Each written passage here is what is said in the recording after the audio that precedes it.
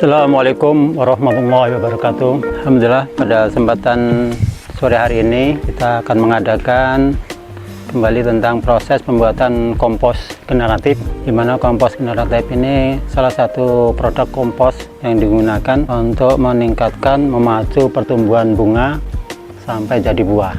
Nah, adapun bahan-bahan yang kami siapkan pada kesempatan proses pembuatan kompos generatif ini, yang pertama dari ini kohe kambing, kohe sapi ini. Kohe sapi ini udah cukup lama, udah cukup gembur ini. Kemudian yang kedua sekam padi. Sekam padi. Ini bahan melimpah yang ada di pabrik-pabrik selepan di tempat kita, Desa Baglen. Kemudian yang ketiga ini namanya kulit bambu. Kulit daun bambu. Jadi kulit daun bambu ini di bawahnya ini banyak daun-daun yang bahkan sudah kering, ini jarang dimanfaatkan. Nah, ini bagus sekali kita manfaatkan. Kemudian yang ketiga, kemarin sudah kita mulai kedobok pisang.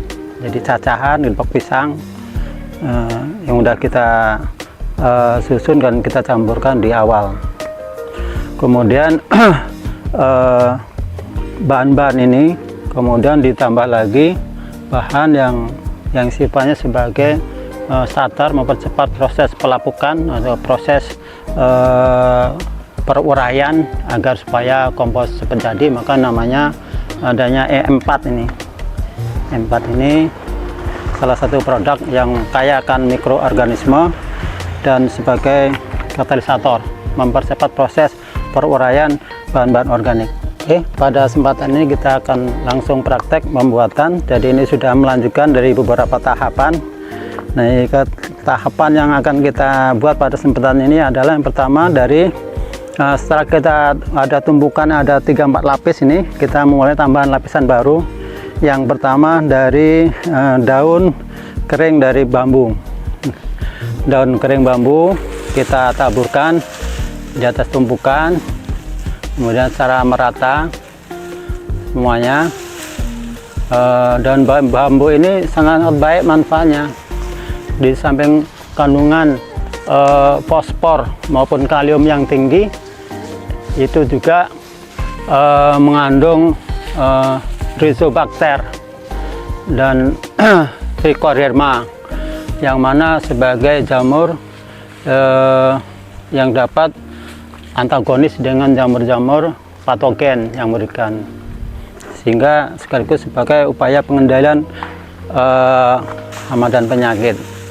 Kemudian juga bisa akan menambah hormon atau jamur yang bisa antagonis, bisa mengatasi dari hama dan penyakit yang ada. Nah, pada kesempatan ini kita siram dengan larutan E4 dan molase. Di setiap lapisan kita siram secara merata dalam rangka untuk bisa mempercepat bahwa bagian tengah atau dalam itu bisa terkena daripada siraman ini. Cukup. Kemudian baru kita tutup dengan lapisan berikutnya adalah ini nih, kohe sapi, di mana kohe sapi sendiri mengandung N, nitrogen itu 0,33%, kemudian mengandung P25 atau fosfor itu sejumlah 0,11, kemudian untuk kandungan kaliumnya 0,26. Kemudian kita tambah dengan sekam padi ini untuk meningkatkan pH supaya pH-nya netral. Jadi untuk kohe sapi ini kan umumnya adalah kondisi pH rendah atau pH asam, maka kita tambahkan larutan, termasuk juga larutan E4 ini untuk menetralkan kondisi lahan yang ada. Kemudian di kohe ini bisa memberikan tambahan hara kepada lubang tanam atau pupuk yang akan kita perlakukan itu. Karena apa? Kita melihat bahwa kondisi lahan kita, seperti kita kalau menanam tanaman kurma misalnya, kita buat lubang harus lebar ya, dalamnya 1 meter, kemudian dikasih kompos generatif 2-3 karung, artinya cukup banyak cadangannya. Nah, ini kita tambahkan lapisan ketiga, lapisan dari kohe. Kemudian setelah itu kita siram lagi dengan larutan E4 yang bersamaan dengan molase. Nah, itu kita siramkan kembali. Kemudian kita tambahkan lagi setelah itu adalah dari daun bambu yang udah kering ini. Teman-teman sekalian, pada kesempatan ini di samping kita ingin bagaimana cara membuatnya, yang tentunya ini akan mudah dilaksanakan oleh kita semua karena bahan-bahannya semuanya tersedia. Pupuk kandang tersedia, apalagi sebagai petani biasanya siram kafe, Pak. Kita banyak ya pupuk kandang yang ada ini. Yang kedua, sekam padi. Sekam padi ini atau berambut katanya, ini biasanya oleh petani jarang dipakai, jarang menggunakan, paling untuk bakar foto. Tapi pada sempat ini sangat bermanfaat ya. Sekam padi ini disamping untuk menambah mengemburkan tanah sebagai porositas dan mengandung O2 yang nanti ada di dalam itu. Jadi itu karena itu sifatnya menggemburkan, maka O2 itu di dalam tanah tersedia. Dengan demikian nanti proses peruraian itu dengan adanya O2 akan terjadi, bisa memberikan manfaat untuk bisa terjadi proses penyerapan. Nah, kemudian kita mulai memberikan tambahan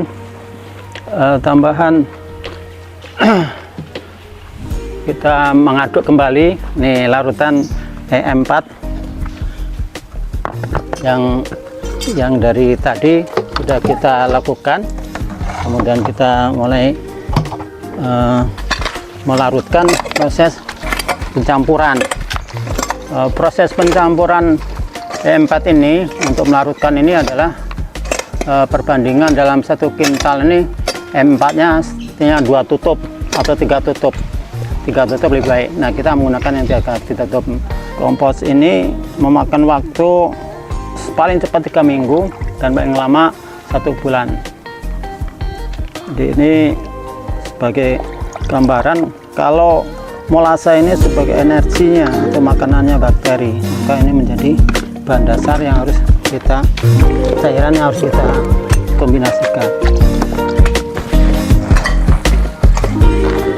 Dari sisi kiri dan kanan harus merata.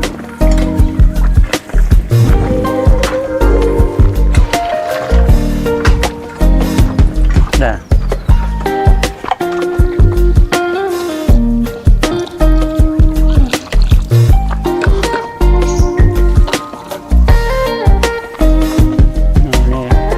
terakhirnya belum ini penutupnya nanti oke.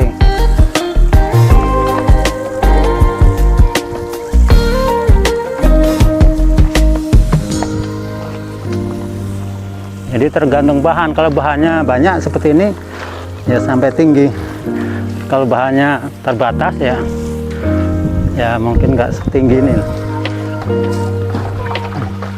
Kandang kandang.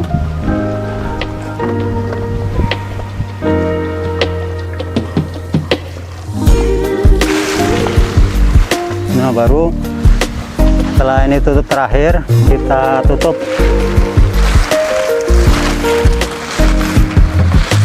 dengan plastik.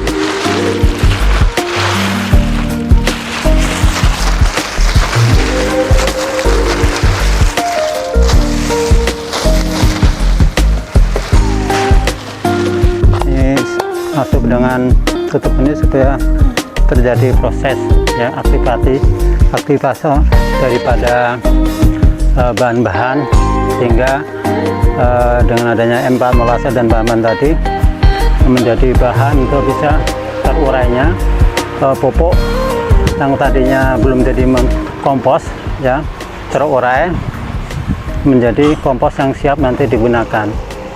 Semua yang siap digunakan nanti kita lihat perkembangannya. Jadi tiap minggu sekali kita aduk lagi, minggu kedua kita aduk lagi bolak-balik, diratakan sampai minggu ketiga. Setelah minggu ketiga kita cek apakah ini sudah dingin apa masih panas. Kalau masih panas berarti masih terjadi aktivator ya, masih aktif, makanya kita siram lagi, kita kemudian biarkan 1 pekan, biasanya sudah siap untuk dipakai.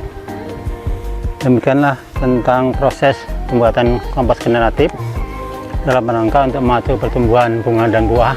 Harapannya ini bisa jadi nilai positif, nilai yang bermanfaat dalam rangka kita ingin mendapatkan produksi yang tinggi, baik kepada tanaman apa saja yang inginkan kita buah ya. Salah satu kompos generatif solusinya, karena banyak pupuk-pupuk lain yang juga ingin memacu. Nah, ini salah satu alternatif, karena ini sifatnya padat ya, maka akan mempengaruhi agregat tanah itu sendiri, porositas tanah ini, sehingga memberikan tambahan energi baru dari unsur-unsur hara NP dan K, baik dalam kandungan bubuk kandang sendiri atau kohe yang NP dan K nya, kemudian daun bok pisang yang totalnya NP dan K itu sampai 7,7%, kemudian untuk sekam padi sendiri NP dan K nya cukup banyak ya, cukup banyak, bahkan kaliumnya 4 ya, kaliumnya 4, kaliumnya 2,5, kalsiumnya 4, N nya 2, dan itulah menambah kadar untuk meningkatkan potensi produksi primordial bunga. Karena untuk kita ketahui bahwa P dan K ini salah satu unsur yang memicu pertumbuhan generatif, sedangkan N cenderung untuk perkembangan tanaman itu struktur batang dan daun. Nah itu, sehingga dalam hal ini menjadi satu kesatuan dominan daripada NP dan K. Tetapi pada tanaman ini kita menambahkan, membuat kompos ini ada tambahan hara yang lain. Di samping kalsium sendiri juga ada tambahan-tambahan unsur yang lain ya, termasuk juga silika yang ada di kandungan di daun, kemudian seng dan beberapa unsur yang lain yang termasuk dalam rangka untuk secara keseluruhan untuk menambah unsur, walaupun sifatnya unsur mikro ya, organik mikro. Jadi unsur esensialnya itu NP dan K, tambah lagi kalsium, tambah lagi yang unsur mikro yang tadi termasuk juga Mg ya, magnesium, termasuk juga mangan dan besi. Demikian beberapa hal tentang proses pembuatan generatif. Mestinya kita awali dari vegetatif dulu, karena kalau vegetatif nanti komposisinya beda lagi, tergantung dari kondisi. Tetapi ini karena kita sudah tanaman-tanaman yang mungkin ini waktunya untuk dipacu ke generatif, maka kita memulai dengan kompos generatif. Mudah-mudahan ini bisa bermanfaat untuk kita semua. Demikian kita akhiri. Wassalamualaikum warahmatullahi wabarakatuh.